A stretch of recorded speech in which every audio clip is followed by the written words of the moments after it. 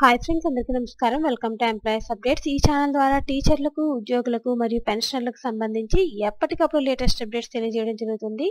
So friends, ఈ video కనుక మీకు నచ్చినట్లయితే లైక్ చేయండి, షేర్ చేయండి, అలాగే మన ఛానల్ను సబ్స్క్రైబ్ చేసుకోండి. సీనియర్ సిటిజన్లకు సంబంధించి ఎలక్షన్ కమిషన్ ఒక నిర్ణయం అయితే తీసుకోవడం జరిగింది. దానికి సంబంధించిన డీటెయిల్స్లోకి వెళ్ళిపోదాం. రాష్ట్రంలో 80 ఏళ్లు దాటిన వృద్ధులు ఇంటి నుంచి ఓటు వేసే విధానాన్ని వచ్చే ఎన్నికల్లో ప్రవేశపెడుతున్నట్లు రాష్ట్ర ప్రధాన ఎన్నికల అధికారి ముఖేష్ కుమార్ మీనా తెలిపారు. ఇలాంటి వారు రాష్ట్ర వ్యాప్తంగా చూస్తే 4.70 లక్షల మంది ఉంటారని పేర్కొంటున్నారు. రాష్ట్ర సచివాలయంలో సోమవారం ఆయన విలేకరులతో మాట్లాడారు.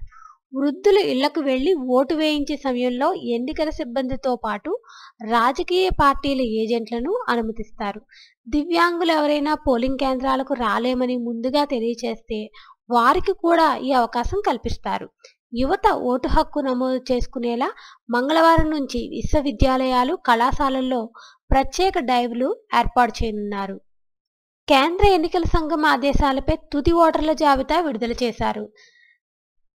సో ఫ్రెండ్స్, ఇక మీద సీనియర్ సిటిజన్లందరికీ కూడా ఎలక్షన్స్ అప్పుడు ఓటు వేయడానికి వృద్ధుల ఇళ్లకు వెళ్లి ఓటు వేయించే సమయంలో ఎన్నికల సిబ్బందితో పాటు రాజకీయ పార్టీ ఏజెంట్లు కూడా అనుమతిస్తారు.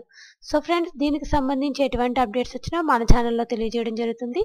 ఈ వీడియో కనుక మీకు నచ్చినట్లయితే లైక్ చేయండి, షేర్ చేయండి, అలాగే మన ఛానల్ను సబ్స్క్రైబ్ చేసుకోండి. Thanks for watching this video.